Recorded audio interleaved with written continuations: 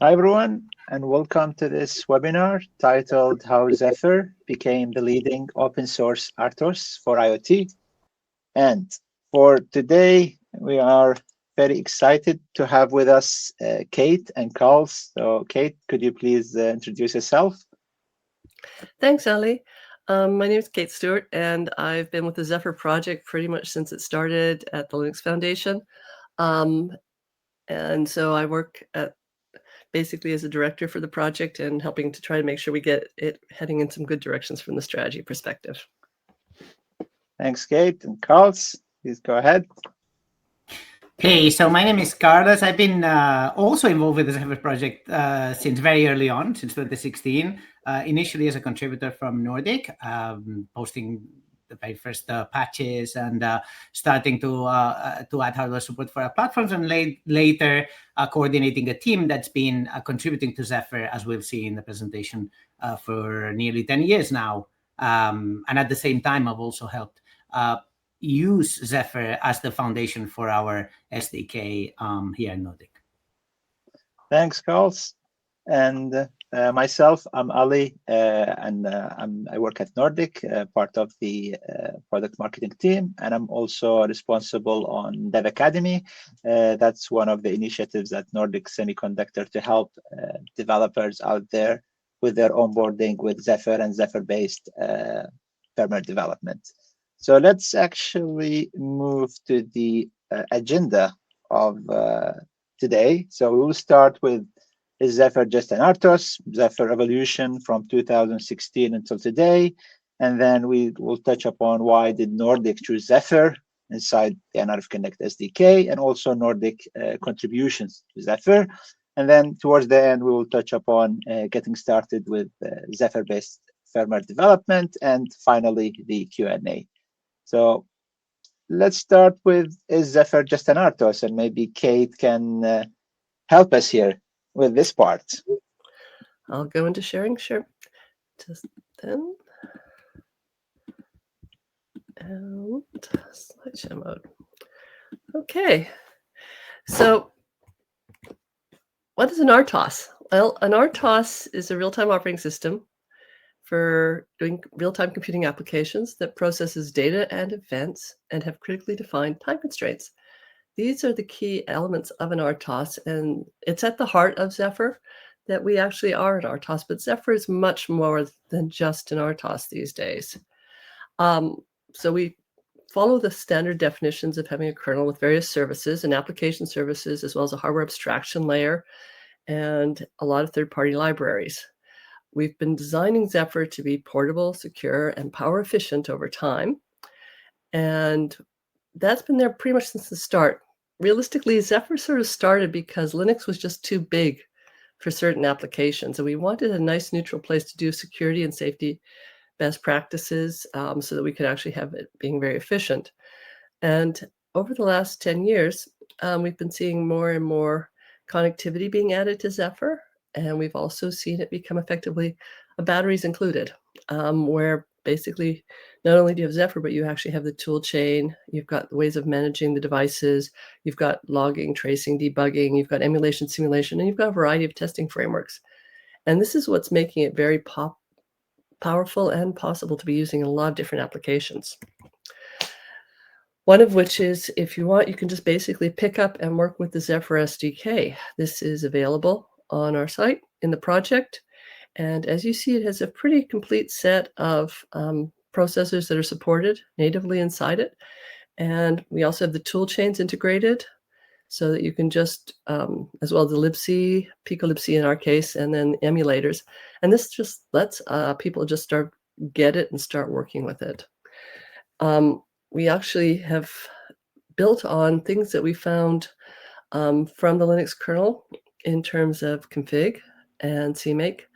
Kconfig actually was from the sort of Linux kernel perspective. We used to use Kmake. We moved to CMake in the project early on, and we've been always integrated with the device tree work. So you can be very modular. This is at the heart of modularity and flexibility, and without increasing the size tremendously for us. West lets people build things efficiently and simply.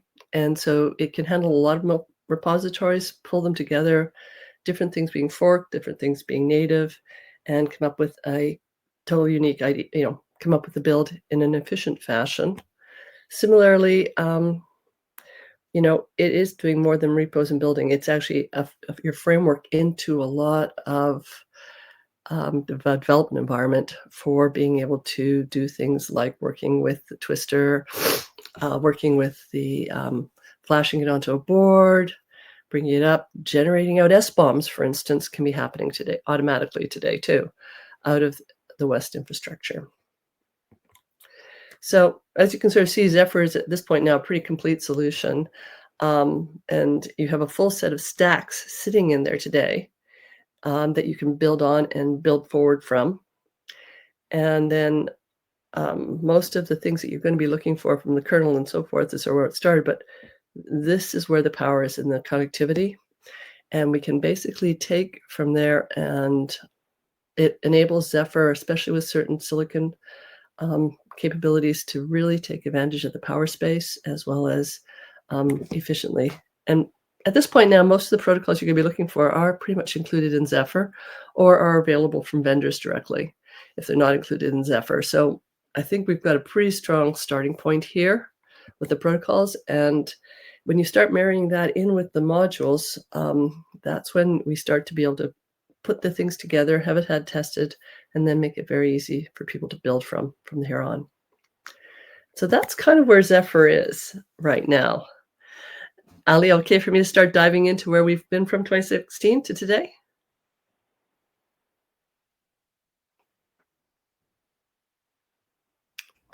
You're muted, Ali, if you wanted to speak. Oh, sorry. Yeah, I just said absolutely. Let's just go dig into it. I mean, okay, well, then I'm happy. I'll keep going then. So when we started the project off, we started the discussions with the Intel community, Intel company, and others in 2015, but we actually formally launched the project in 2016. And we launched it in Embedded World, and this was a snapshot from inside our booth. And we had a little area where we were talking about the project and giving information about the slide. And when we launched the project, we just had three members. We had Intel, NXP, and Synopsys. And when we launched, we actually got a fair amount of significant traffic. We had the initial security meeting happen right then at this event. And then we also created the 1.0 of Zephyr, and that was available for the code base at launch. But it has changed dramatically since then. And in fact, if you start looking, if anyone was at Embedded World, you can sort of see we've grown quite dramatically since that little starting point. We had a large number of our members in our booths sharing it with us with kiosks. And for the first time ever, we got a track at Embedded World for just Zephyr, which we're really excited about. And so this is, it's been a journey to go from one Embedded World to this one. And how we've been going there has been, sort of interesting. And when you start looking at where we were started, these were the boards we had available when we launched the project. And we just had, we had 6 boards. Nordic was one of the earliest boards that was added. They were added in 2016. And so we started getting some of the Nordic boards coming in as well as others. And then if you look forward, you can sort of see that our boards have continued to increase in the repos over time to the extent that right now we're at over 750 boards, and it's continuing to grow. And so having these boards available and then having that power of Zephyr and West and the infrastructure around it lets people prototype very quickly and go to market very quickly.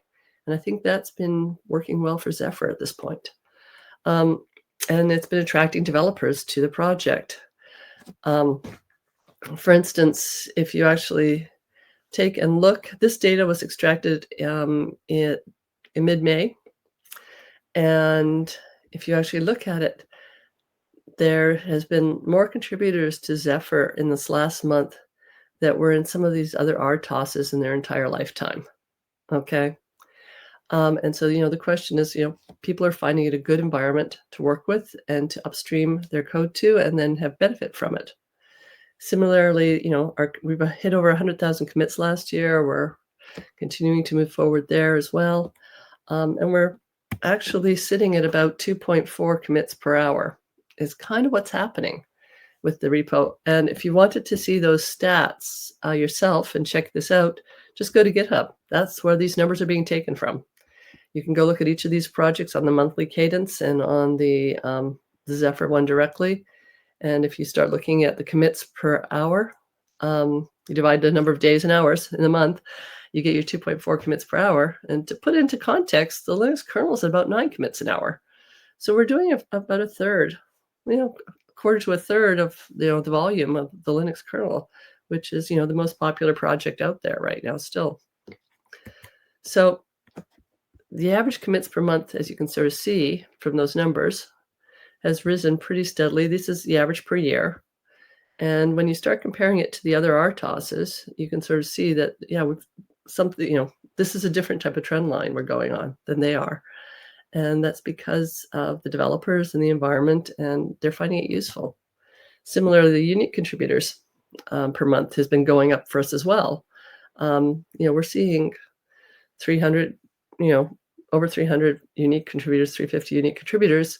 And I think we'll be over 700 for certain contributors to this next release that'll be coming out later this month. So if you look at across a month, it's, you're sort of seeing that you're seeing a lot of new faces as well as unique contributions. So this is part of the power for the Zephyr ecosystem.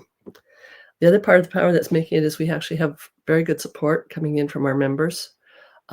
Several have upgraded over this last year, but Nordic has been there with us now since 2018. Actually at the platinum level, but they actually joined the project in 2017, and they did the first work initially in 2016, liked it, and then came in and joined it and really got behind the project. And quite frankly, a lot of the initial products I was able to find was thanks to Nordic's customers and them sharing the information. And there's a lot of interesting innovation that's happened because of this in terms of various tracking. And in addition to our platinum members, we have a wide range of silver members, catching from end customers who are doing products at good right to market into silicon vendors. And there's a few others that aren't quite listed here yet, but we'll be having, as soon as their products are shipping, they said we can list them. So with that, I think that gives you a bit of a flavor for where we are right now with Zephyr, which is, from 3 members up to about 50 in the last 10 years. And I'll turn it over at this point now to why Nordic chose Zephyr with Ali and Carlos. Thanks, Kate. That was quite amazing. I mean, from 3 development kits to 750. I don't know. This is really amazing, and the adoption is just. I haven't seen such an adoption for an RTOS like Zephyr.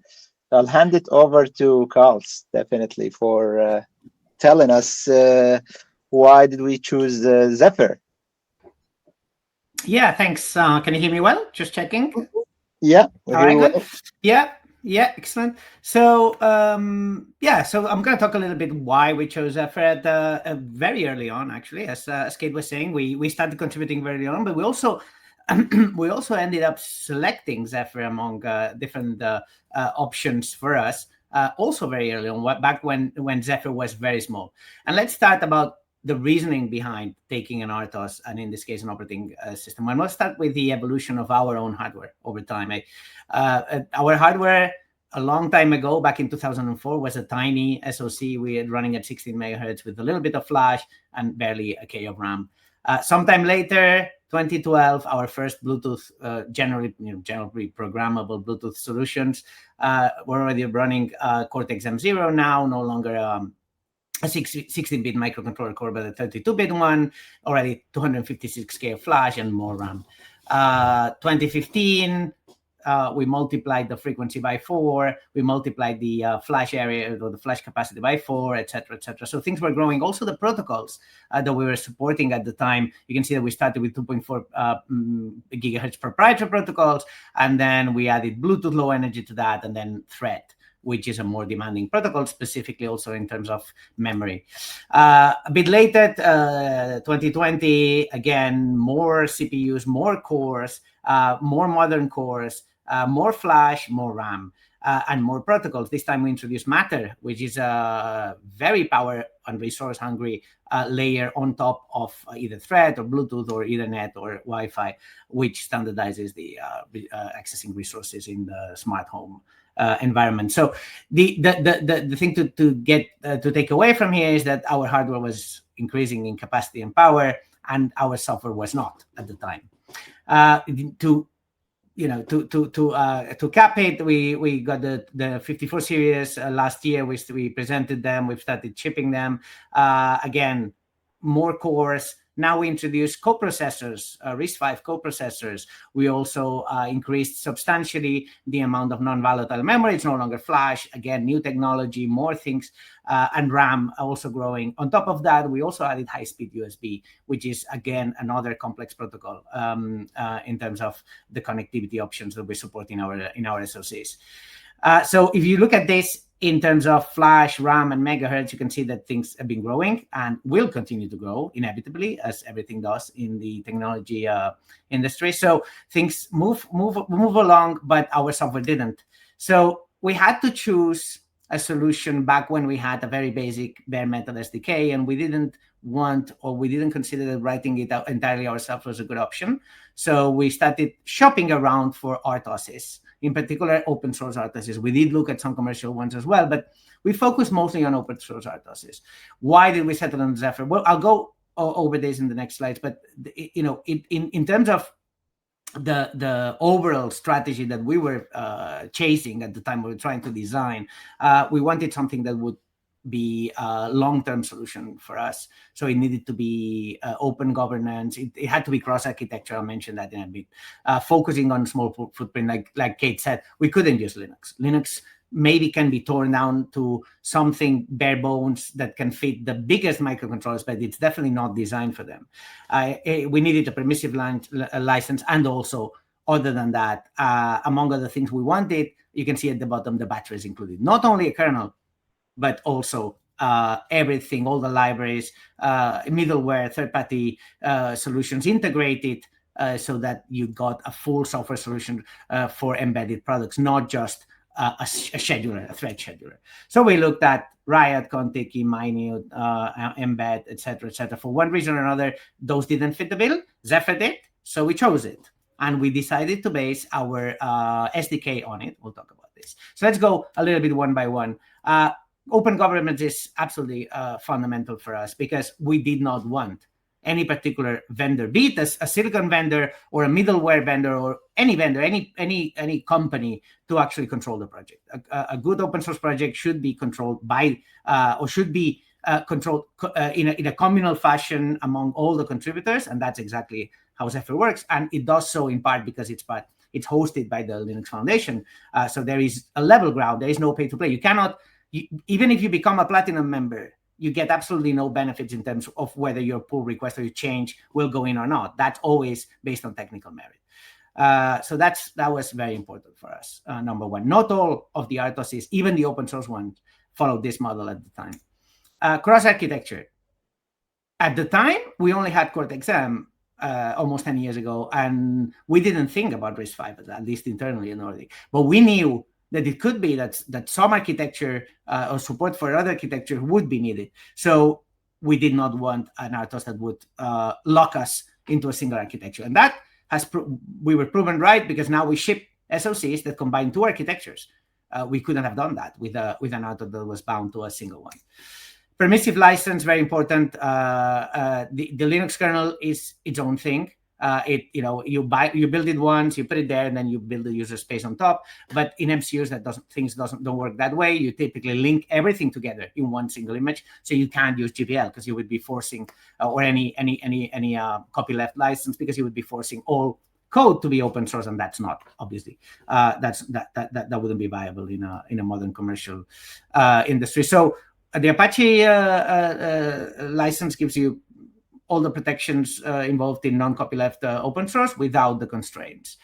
Batteries included. I mentioned that. Kate listed one of the slides that Kate showed the connectivity options that Zephyr has, which are endless almost, and also the third-party modules we integrate with. So obviously protocol stacks, but everything else from building and config. So we're not just a bunch of files that you drop into your project like FreeRTOS, which is another valid model, but you cannot combine that model with batteries included, because the moment your project, your open source project, includes third-party modules, a lot of libraries, and you need to bind this all together and link it together, you need to be opinionated about your build and configuration system. You can't just leave it to the integrator. So that's what Zephyr does. So as presented by Kate, we just kconfig, device tree, CMake, etc. And you cannot change that.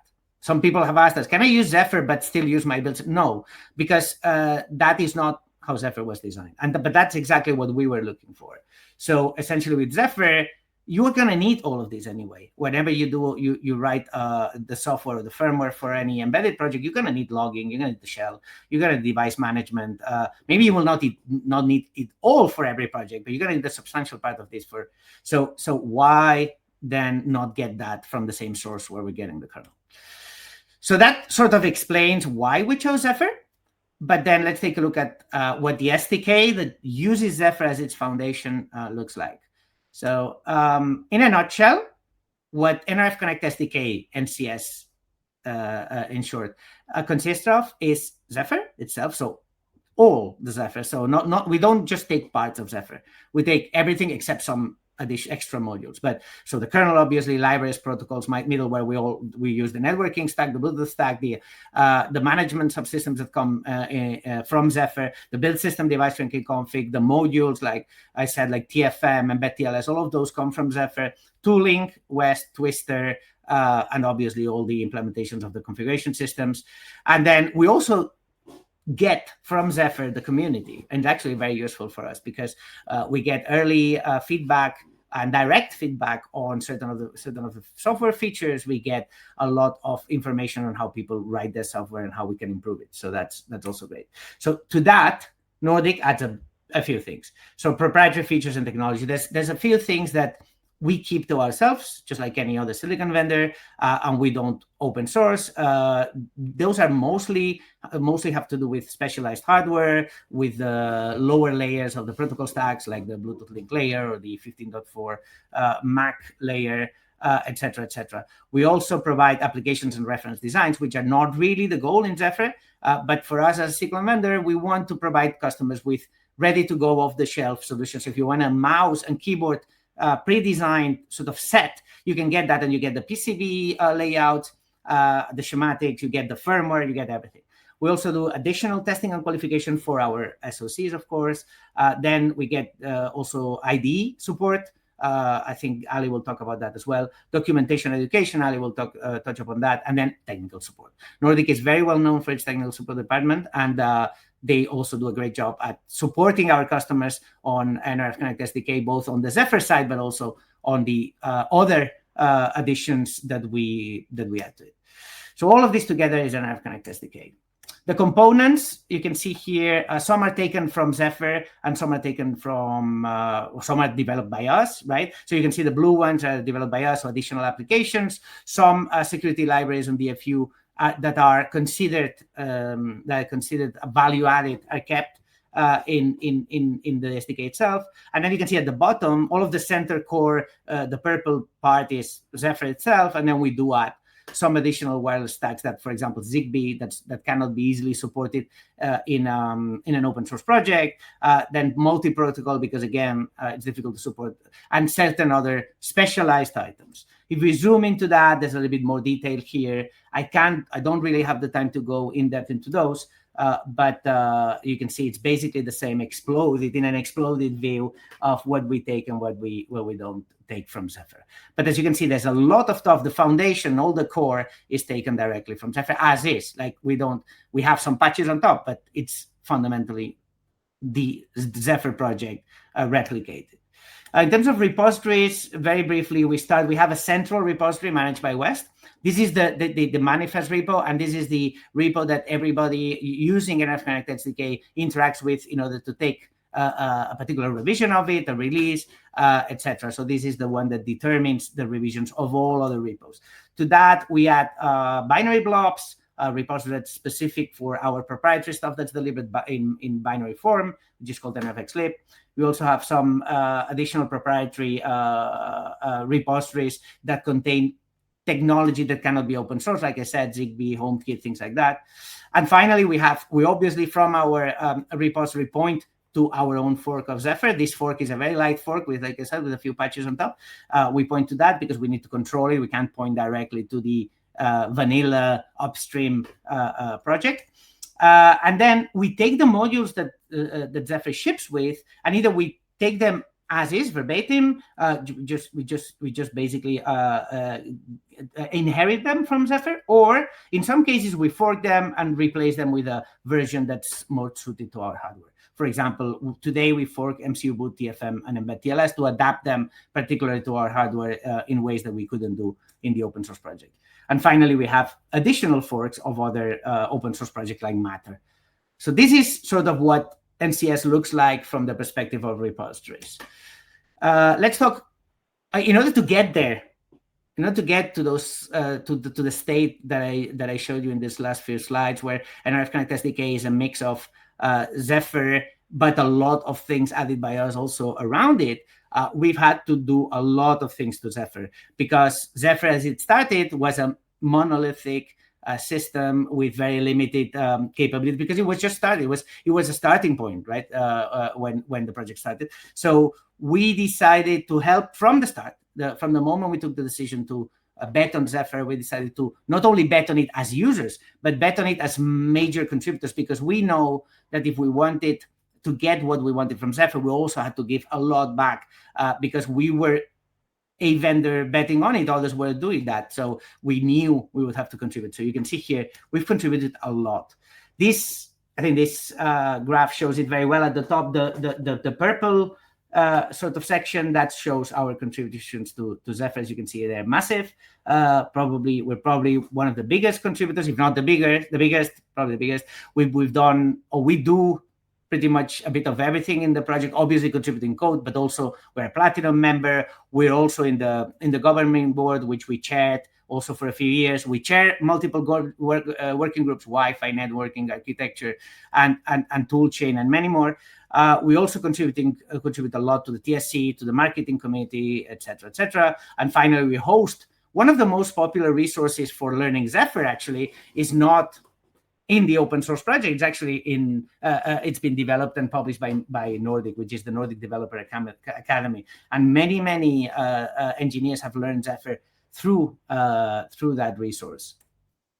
You can see here a timeline of our contributions to the project. You can see very early on, the project launched in 2016. We started engaging in early 2016, and then an engineer at Nordic had a Bluetooth LE controller sort of framework and starting point that we used to contribute the first Bluetooth LE controller, open source Bluetooth LE controller out there. So we contributed to Zephyr, and then we've done a lot of changes. So the transition to CMake was fundamental, because back then Zephyr could only be built with Make, but our customers need to be able to use Windows. So we had to switch to a build system that was cross-platform, cross-OS, and so we did a monumental effort there to transform the whole of Zephyr. Although it's much smaller, it was much smaller than today, it was still already a fairly big project. So moving it from Make to CMake was a big undertaking. Then we integrated with OpenThread. We introduced the logging and shell subsystems. We introduced MQTT. We reworked the device tree infrastructure, which was there but was not very polished. We were major contributors and designers to the introduction of West, also to be able to use it ourselves. We integrated TFM, or helped with the integration of TFM. We improved LWM2M. We wrote a new USB stack for Zephyr. We introduced sysbuild, which is a very powerful way of building multiple images with a single build command. So it's a build hierarchy system that's incredibly powerful if you have, for example, multiple cores, or even a single core with multiple images. We also introduced hardware model V2, the new hardware model, which allows for multi-core, asymmetric multi-core. This included reworking how boards are defined, how SoCs are defined. This was a massive 2-year project to get it merged. So it was a lot of work.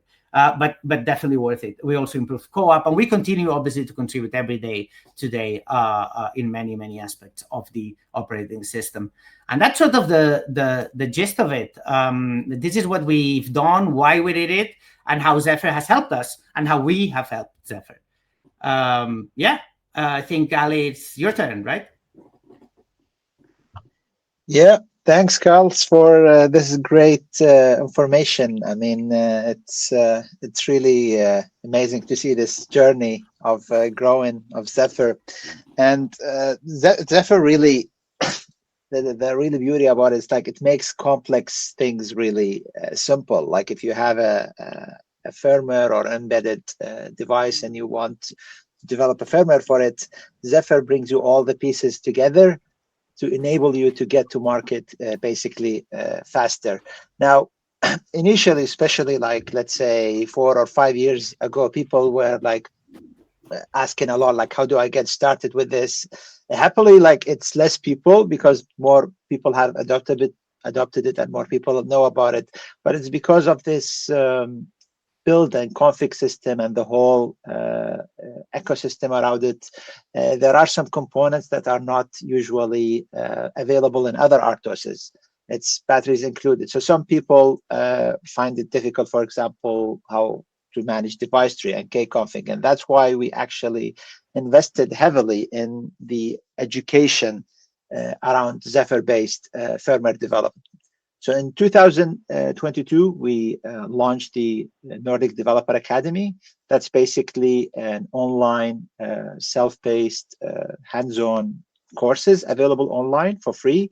And they basically offer an easy and structured way to learn Zephyr.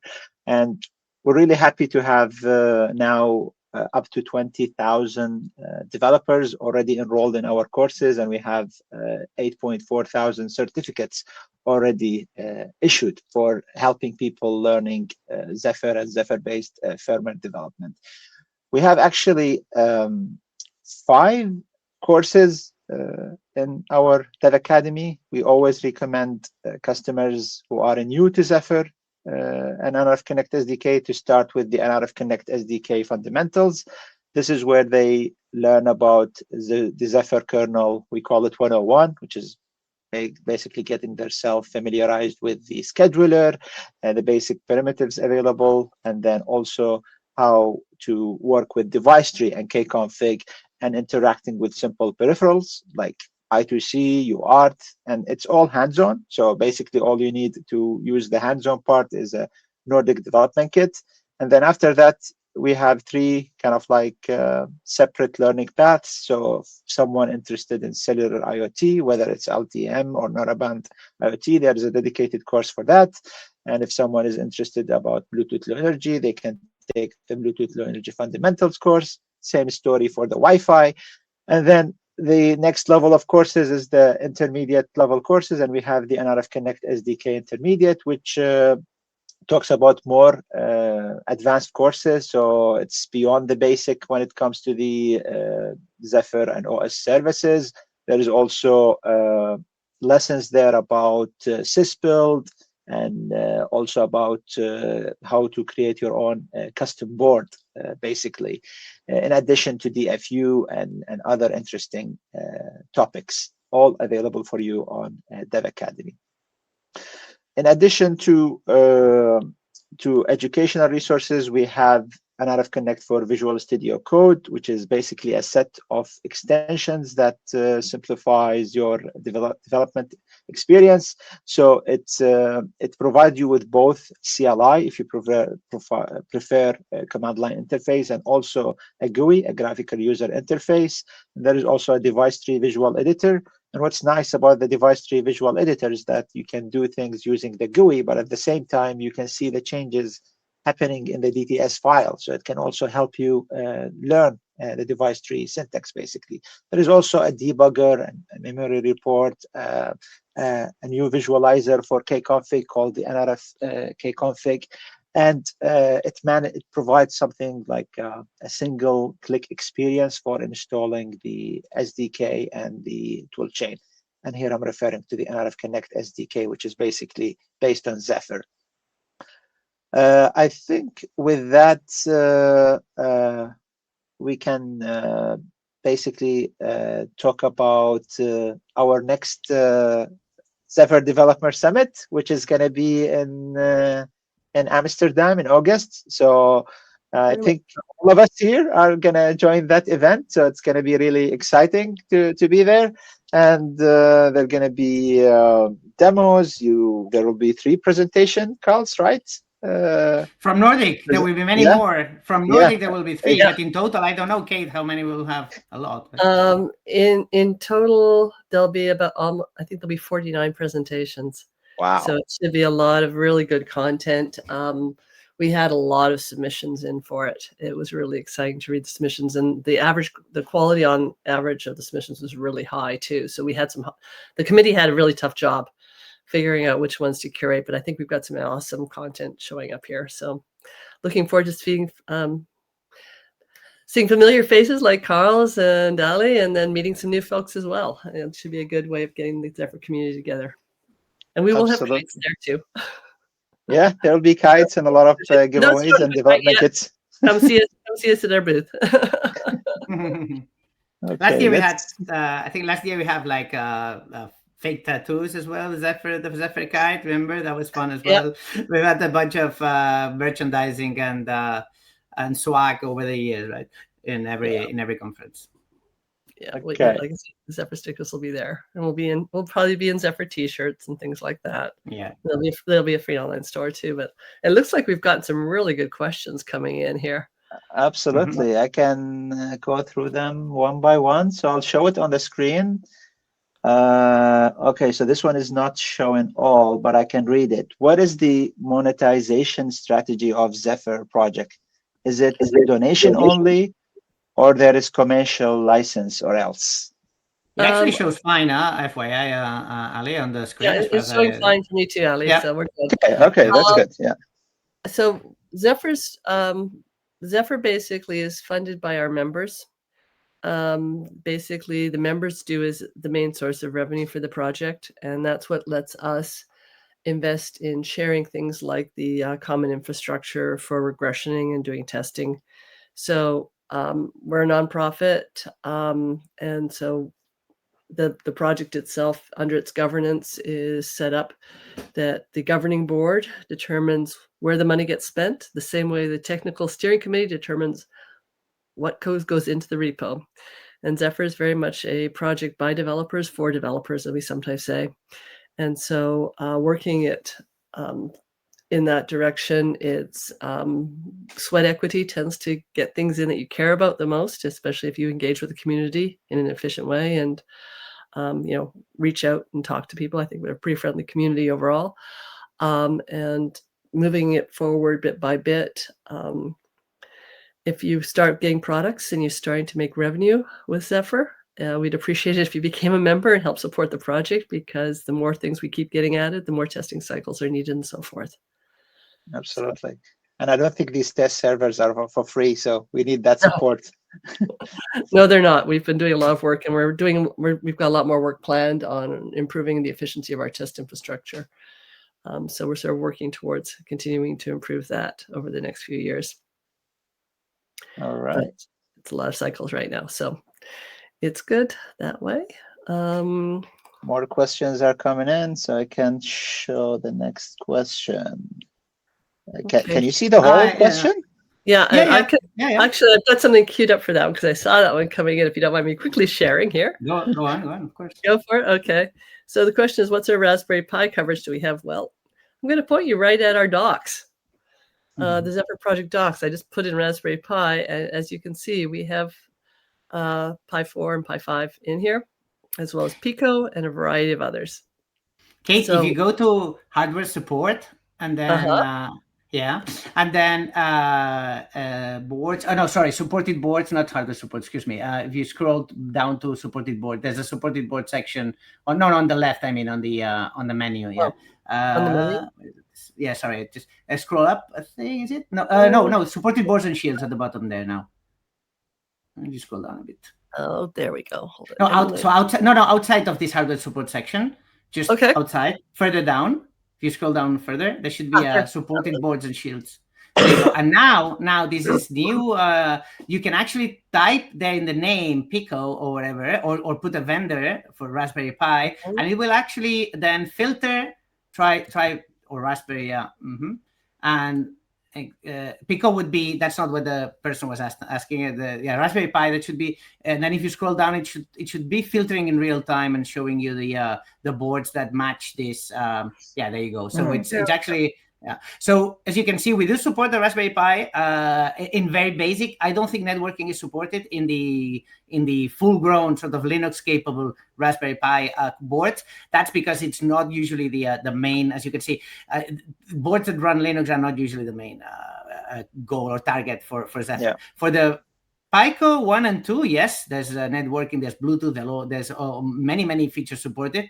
But for the Raspberry Pi core models, I think we only support the very basic, so GPIO timer and so on. Cool. But it does run on them. So we do support the ARM architecture 64, and it does run natively on those boards. I see. Let's take the next question. Hold on. Yeah, Zephyr is a steep learning curve. I tried 6 months ago. I could take that one. Go for it. I mean, the Zephyr promises scalability, modularity, and portability, right? And like initially there might be a learning curve, but once that learning curve is kind of like passed, that's when you really understand its power and potential.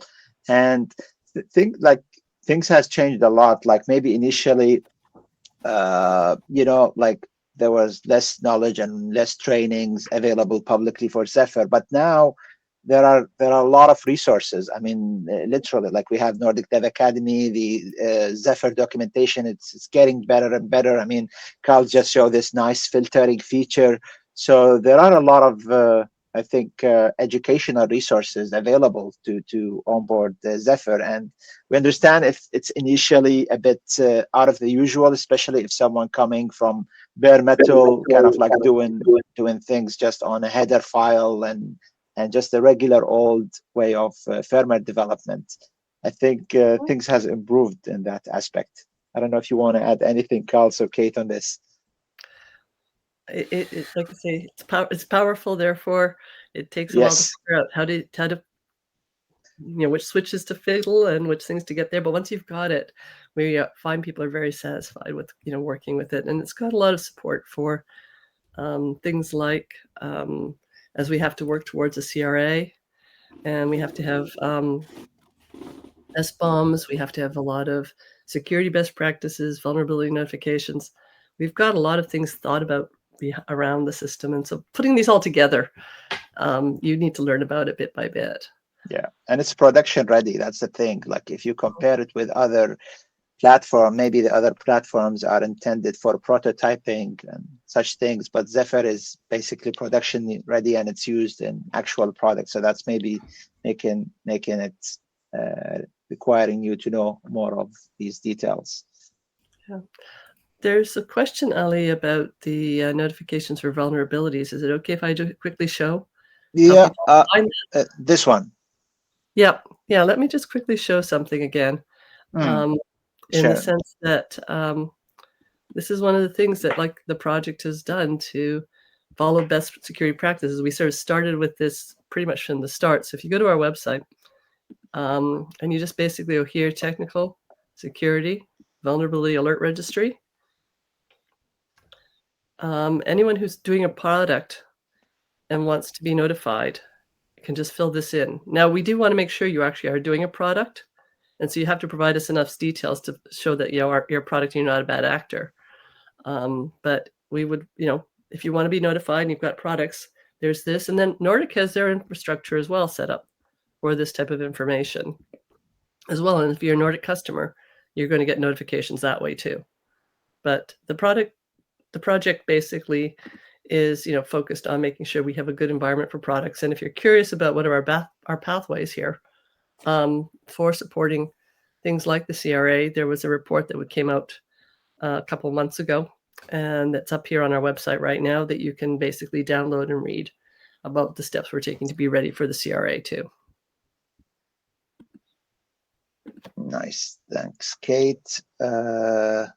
Okay, we can take this one about LLM model. Is there a plan to create an LLM model that is trained on the project so that every developer has an expert to work with? That sounds interesting. It kind of it works pretty well, right? I mean, to answer the question, I'm not aware of any plans for that, but it works reasonably well already with existing LLMs, off-the-shelf LLMs. There's many people using that today, even to open pull requests and to help out with development in general. I'm not aware, however, of anyone with plans to training something specifically on Zephyr, but it's an open source project, so I would assume that many of these LLMs are trained on open source code in general. So, but that's all the knowledge I have. I'm not quite sure. Yeah, and it's like you said, it's available publicly, like the source code, and there are many examples and many projects built on it that's also open source. So probably the LLM will find it easier to kind of like digest the data there. Mm-hmm. Mm-hmm.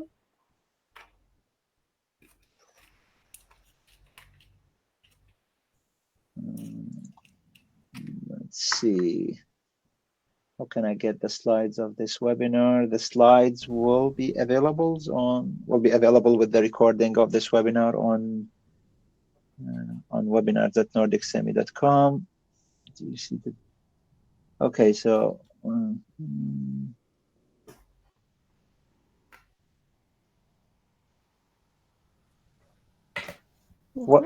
there's this one about online sandbox.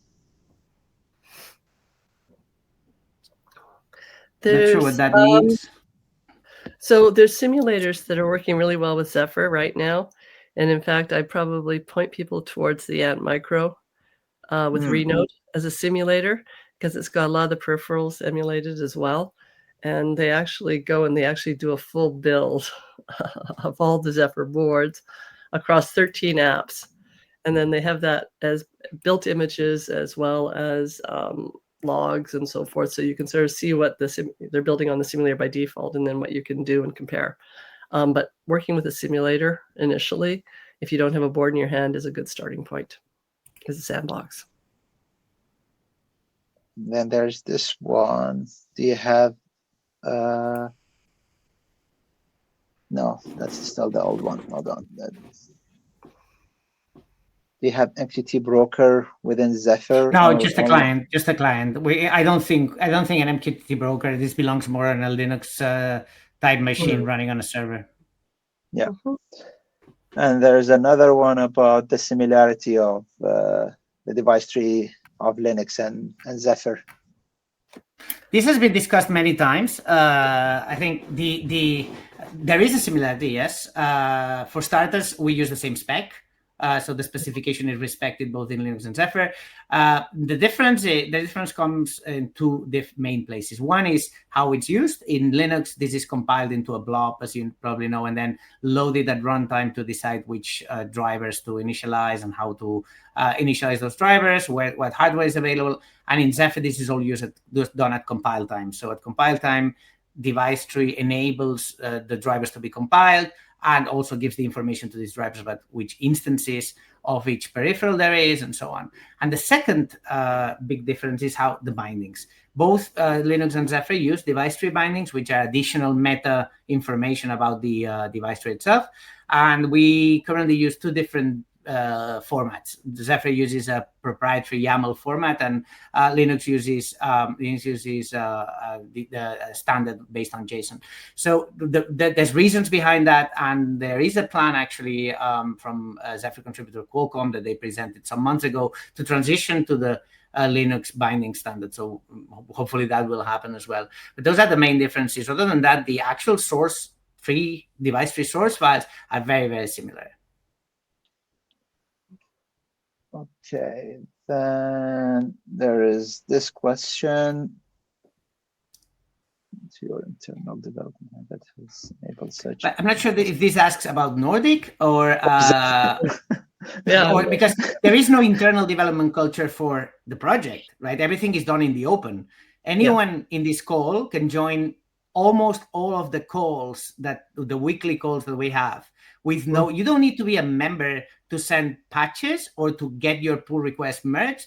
You don't need anything at all. You only need a GitHub account. And in order to join the calls, not even that. I think there's a way to train anonymous. You do need to follow the guidance on how to get submissions accepted course. and the documentation, please, because I meant in terms of our maintainers are very, very busy people, and making it as easy for them to not say no as possible, it makes everyone happy. So yeah. As long as you read the guidance, I think we're pretty clear about what you need to fill in and everything else, and then we're happy to basically.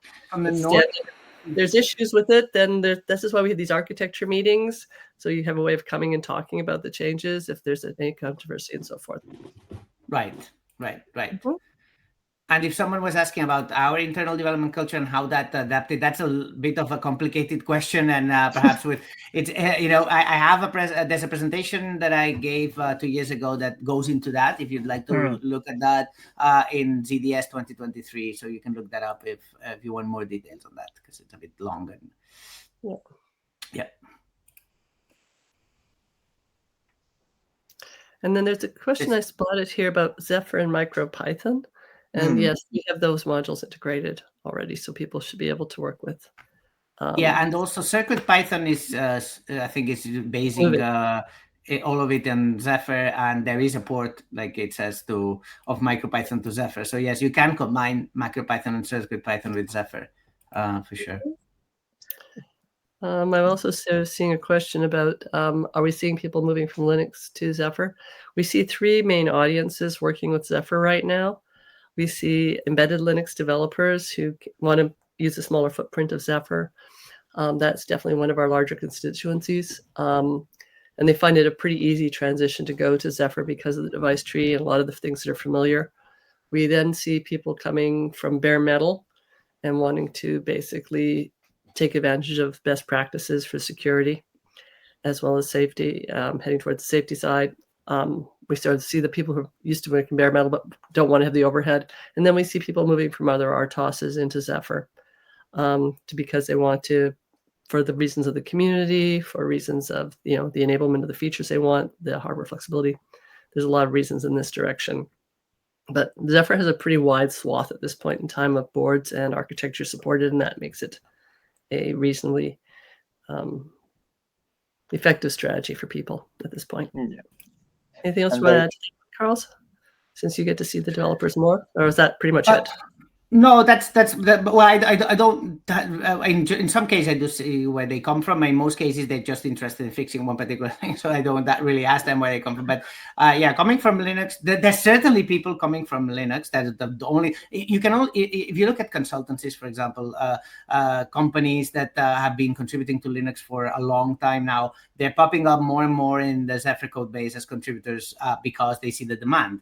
There's people, there's customers out there. There's companies making products that they want to add features to Zephyr, and that's how these companies get hired to do exactly that. So that does show this increase in engagement with Zephyr.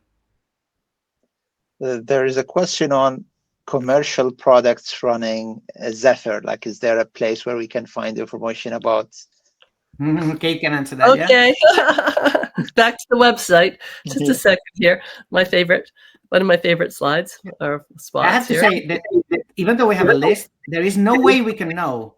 Zephyr runs in probably thousands of products, and we just don't know. So we know only about a tiny subset of those. Because you don't have to say specifically, so you don't have to say it. And if you have a product, please list it. I mean, it's on the link, right, on the same page. You can. Zephyr. And so, we basically that's being used in scooters. It's obviously the Chromebook firmware, a variety of ones. Various tagging. In fact, one of the first products. Earliest products we learned about was the AnyCare ones here, which is a Nordic, which came from Nordic. I don't know if I'm still on here or I not. don't know if you have it here. Yeah. I don't remember. Yeah. But the ear tag, basically ear tags for tracking products, things doing like leveling, tracking, monitor. Here it is, Anacare, this one here. This one is, we learned about this one quite courtesy of the Nordic wireless manual. The advice, and we were talking to the marketing people in Nordic. And so tracking reindeers real time. This is something that, we've bit there, but all the products we learn about, we're happy to feature here on our site. And if anyone has a product that's running Zephyr and wants to tell us about it, there's a little form right there. And if you click on that form and fill it in, we'll happily feature it, because it really helps a project for people to see real products out in the field with it. Okay, and then we can take a few more. So this one is a bit, where is it? Can you list the main difference with Linux? I think we touched upon this during the presentation. I think what the easiest, the simplest way to really describe it is, we don't need an MMU. Zephyr doesn't require an MMU, and also typically, which doesn't mean Zephyr can also execute from RAM as Linux almost always does, but very often Zephyr executes directly from the non-volatile memory where its image is stored. So you don't load it and then put it in RAM and jump. That obviously is an option. But so those two things are almost all Linux devices out there load from some sort of solid state disk or memory technology and then put it in RAM. So typically here we'll be talking, the main difference is the non-requirement for these two things, and the fact that you can run obviously in very, very small devices, which comes with the fact that we use device tree differently, that the kernel is different, etc., etc., etc. So it's really about the target hardware. Right. I'll also, I spent a lot of time prior to joining the Linux Foundation at Linaro. One of the projects we were working on there was trying to shrink the kernel down as small as we could. And the kernel does not get smaller than about 3 meg these days. And that's what's doing some rather interesting exercises on it, to put it mildly. Whereas Zephyr is designed to just keep adding in the pieces you need. And that was one of the fundamental decisions that was made very early in the project and has served us well. So we sort of started about 8K and go up. Now, 8K doesn't do much, but each communication stack you add adds more, constraints, but you can customize it much more precisely to exactly the resources you need with Zephyr, rather than having the overhead of the Linux kernel, all the pieces in the Linux kernel. So we can think of Zephyr as the Linux for microcontrollers, basically. Right. And there is this question on how do we register to attend the Amsterdam conference? So that's basically Open Source Summit EU, right? So you just register for Open Source Summit EU, and we will have basically the Zephyr Developer Summit as part of OSS EU. Yeah. Do we have more questions? There's this last one. Okay, this question, So to answer that, yes, Zephyr. So I think I have to interpret the question. Zephyr is contained in a set of Git repositories. There's a main one, but there's many more. So there's not just one, but there's the main one has the manifest, which then pulls in the rest. So Zephyr is a set of Git repositories, not just one. And can you connect it? I assume you mean, can you fork it? So then you add your patches on top or your changes on top of it? Yes. And then how you deal with merge conflicts? You deal with them just exactly in the same way that you deal with merge conflicts in every single project out there. You have to resolve them. If you've made changes to your own local copy, your own local fork of Zephyr, and then obviously upstream moves all the time at a rate of between 2 and 3 commits an hour, then you inevitably will find that you have diverged, and then you will have to resolve those. So there are resources out there that explain how to deal with this, particularly in NCS, because NCS is a good example of a project doing exactly that, forking Zephyr making changes on top and then keeping this fork always in sync with the upstream project. So there's a lot there to be learned. If you want to look at the NCS documentation, there's quite a little bit of information about this there. Okay, then there's this one just came in. I think we can take it. Yeah, but it's not similar to Yocto. It's very different. It's very different. Yocto is a distribution almost, right? It pulls in different. It's not similar. The similarities between Zephyr and Linux do not extend to the build system of the kernel or the user space. They're very different. I'm afraid you'll have to learn the Zephyr build system independently from Yocto. Although Yocto does support Zephyr. Thank you. As a, there is a meta Zephyr layers for Yocto to be exactly. But the system is completely different. Yeah. More are coming in. I think this is for Kate. Yes, allows for automatic SBOM generation. In fact, all you really need to do is config up. It's 3 commands before you do your build, and you literally get an SBOM. A source SBOM of the Zephyr sources, a source SBOM of your apps. You also, if you're working with the SDK, I believe, get a source SBOM of your SDK sources. And then you get the build SBOM, which literally says exactly which .os that connect those sources are making it into your .as and which .as are making it into your ELF image. So you actually have a very precise SBOM coming out of Zephyr, which is not in the industry in a lot of places, actually. And what this does is it lets you get rid of a whole bunch of false positives, because in the embedded space, the last thing you want to do is do updates if you don't need to. And if a file isn't present that has a vulnerability in your image, you don't need to update. So the SBOMs that are there right now are very precise. You can process them to be high level if you need to. But for that part, if you're really focusing on making sure that you don't have false positives, it's very useful at this point for this. And we've been having them generated now since about almost 3 or 4 years now. Anyhow, it's been in the repos that we can generate them. And if you go to that Reno dashboard I was telling you about earlier, any of the images that say built or generated or passed, you can mouse over and see the SBOMs for them. And so they are conformant with the ISO standard for this.